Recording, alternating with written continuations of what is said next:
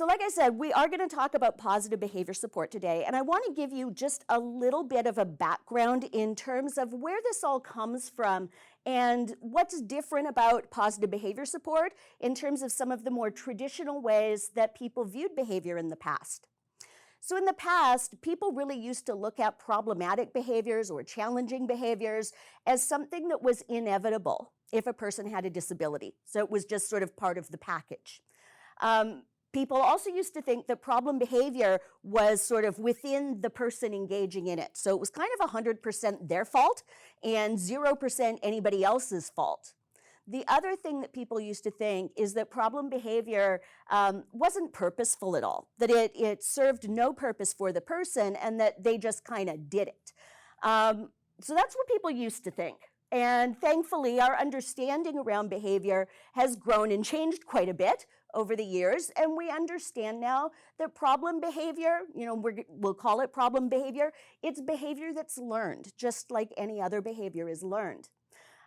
We know that problem behavior isn't just within the person, but it's really a function of the interactions between a person and other people in the environment and the environment as a whole, okay? We know that problem behaviors do indeed serve a purpose, and in fact, problematic behaviors are a person's best attempt at getting their needs met, at getting their wants met, at having an environment that's comfortable for them. So there's a good reason for why they're doing what they're doing, and part of our job is to understand that why and then make some changes, not in the person, but make some changes in the environment, okay? We also know that problem behaviors can be prevented. So it's not something that's inevitable to occur. It is something that we can prevent. And this afternoon, I'm going to talk about some strategies that you can certainly use if the child that you live with or the child that you're supporting, if you're a professional, already engage in, but we'll also talk about how you can use those same kinds of strategies to prevent the development of problematic behaviors in individuals who are not yet exhibiting any. So the question of PBS and what is it comes up quite a lot.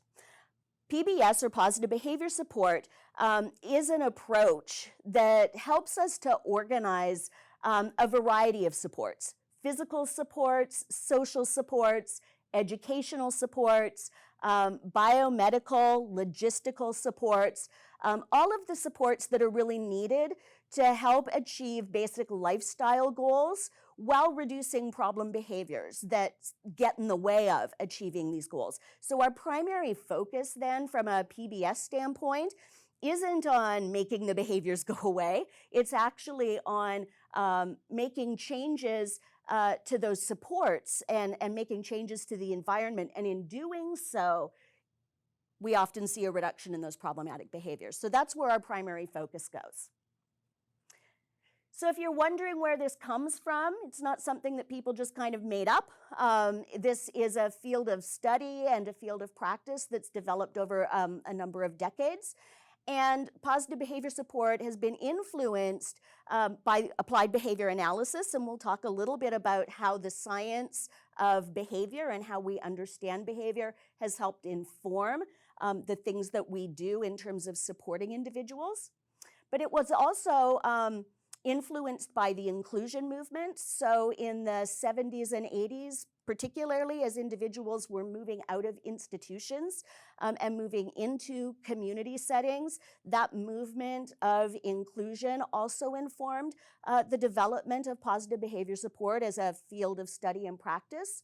And then finally, the idea of person-centered values and the importance of person-centered values, where we really need to be focusing on the kinds of things that are worth changing, things that are likely to enhance personal dignity for the individual, provide opportunities for choice, support the development of self-determination skills. So those are also things that are highly valued from a positive behavior support perspective.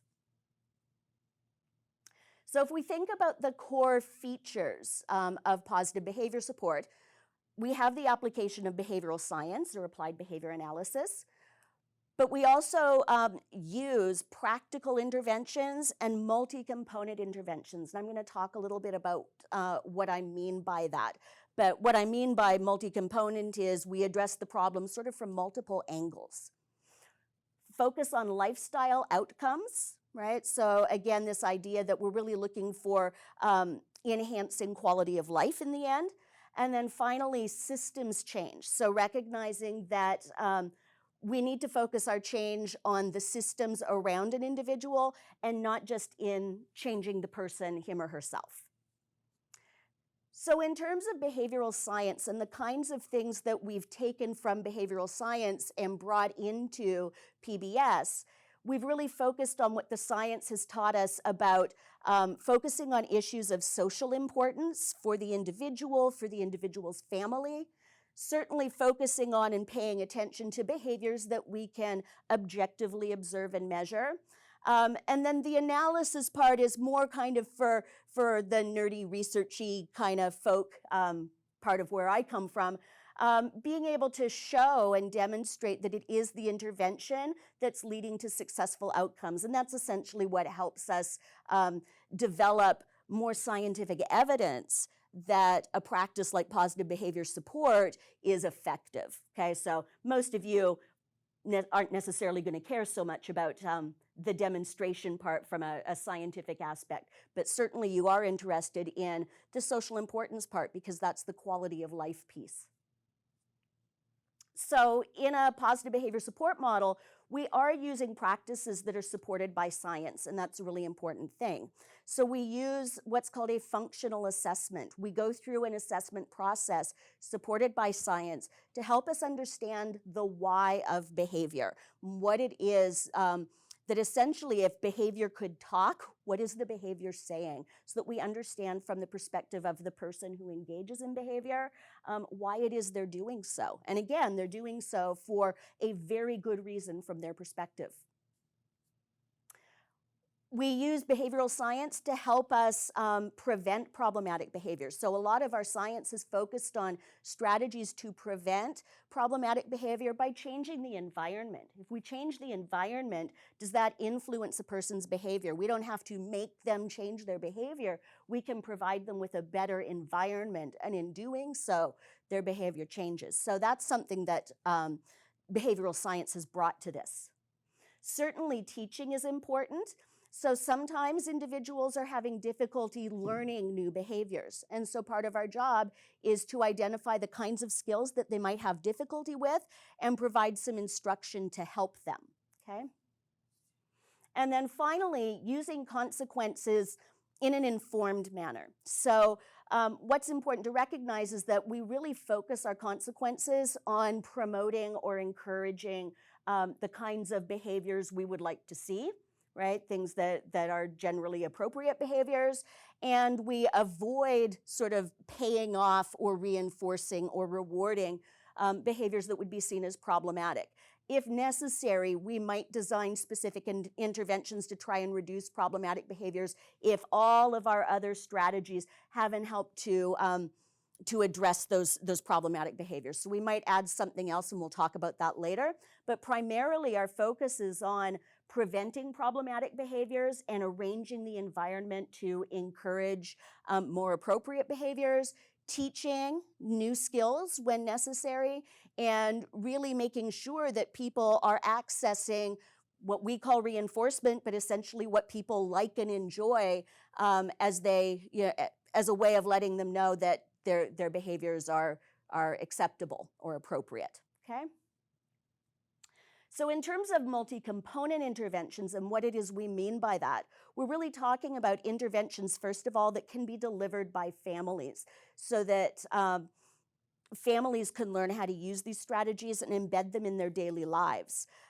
We want to make sure that we're designing interventions that fit well within the natural world. So we're not talking about, say, taking children away from their natural environment and doing a bunch of intervention or therapy and then sort of dropping them back in their homes. We're really talking about bringing supports into their homes, into their schools, and into their community environments. We also want to make sure that we're using interventions specifically designed to facilitate behavior change across a whole bunch of relevant areas. So across activities, across locations like home, school, across various times of day, and across different social contexts, playing with friends versus, sitting at the dinner table with a family versus playing independently. And then finally, we do use data, and I know for lots of people, data is a four-letter word. It is a four-letter word. But we do use data. We take information on behavior and other environmental factors just to help us understand if the things that we're doing are working. And if they're not, then it lets us know that we might need to make a change. So data helps us in terms of developing a plan that's likely to be effective. It helps us evaluate whether or not our plan is effective. And it also helps us determine if the plan is doable by the parents, for example, if it's a plan that the parents need to implement. If it's not doable by the parents, if it's too overwhelming, too stressful, parents aren't likely to do it. So we want to make sure that our plans aren't too complex or too taxing, and that they don't sort of disrupt day-to-day life so much that parents aren't likely to implement them.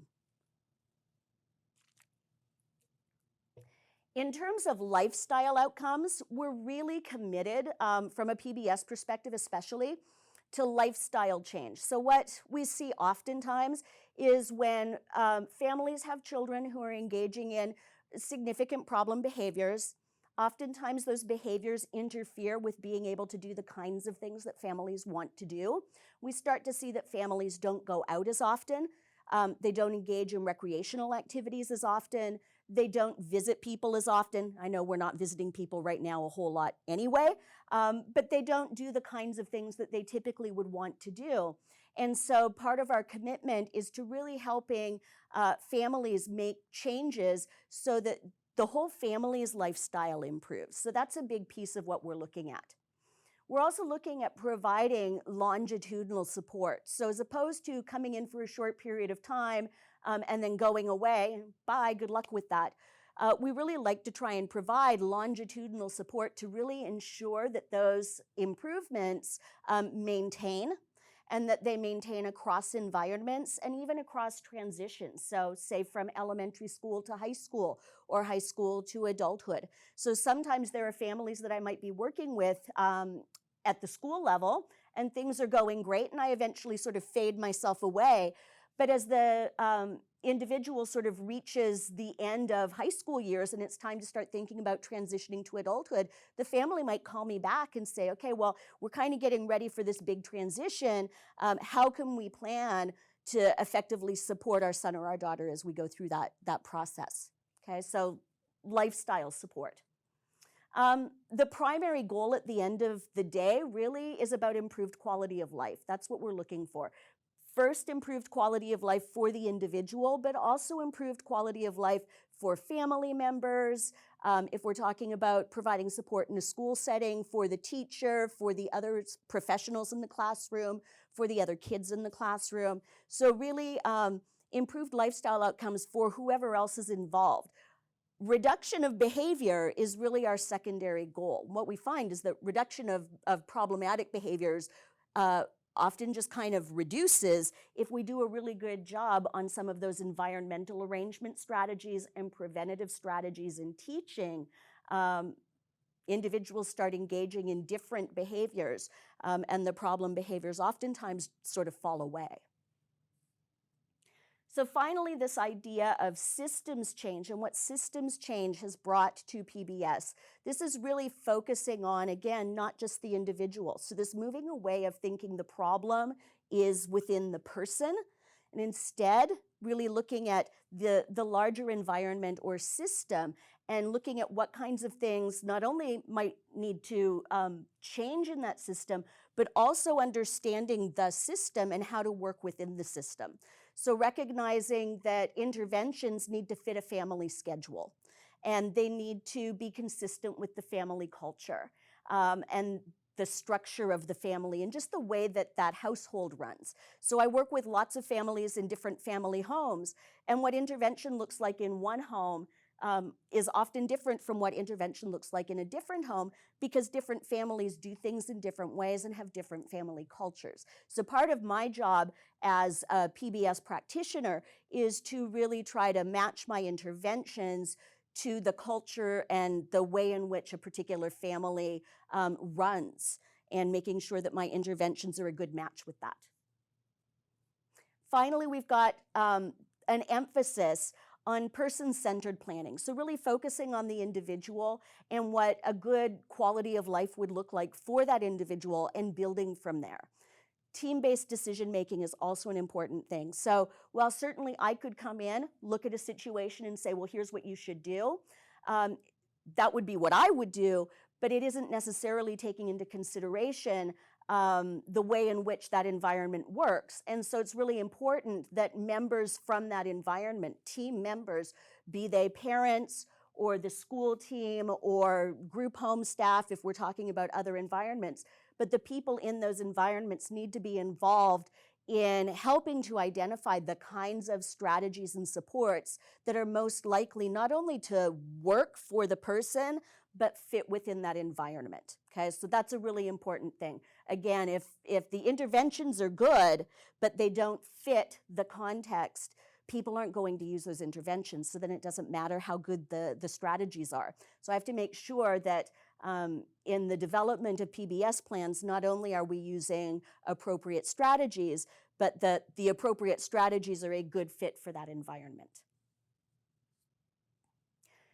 So that takes us then to where we begin. With PBS, we begin with assessment. With most of what we do in my field, whether we're talking about PBS or other kinds of support, we need to start with an understanding of where we are currently. And so a functional behavior assessment is a process that helps us understand the why of the behavior. Why is this child doing this? Because from the child's point of view, this behavior makes perfect sense and it's completely functional. And so part of my job is to then understand that why. That why is going to inform what we do about it. So I want to know, what are some things that make it more likely that problem behavior is going to occur? Okay? I want to know, what are the kinds of things that trigger the problem behavior, sort of strike the match that light the fire? Okay, I want to know those things. I want to know the kinds of things that are currently happening in terms of consequences that seem to pay off the behavior, or essentially inform the child.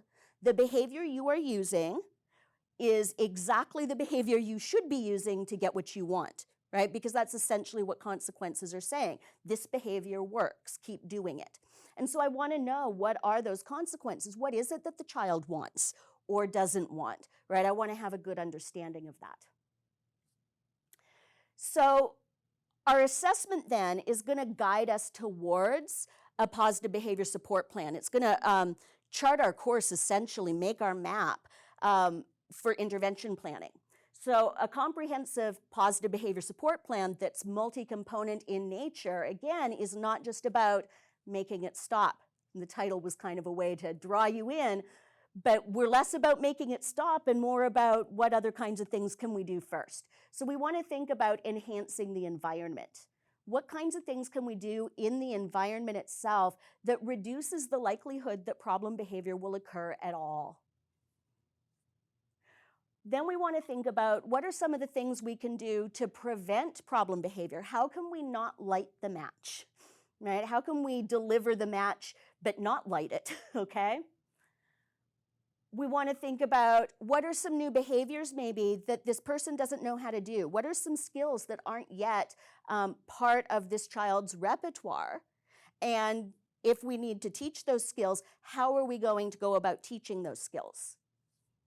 And then finally, we need to think about, what are some appropriate ways of responding to different behaviors so that we increase the kinds of behaviors that we would like to see happening more often, and that we decrease problematic behaviors by mostly no longer paying them off.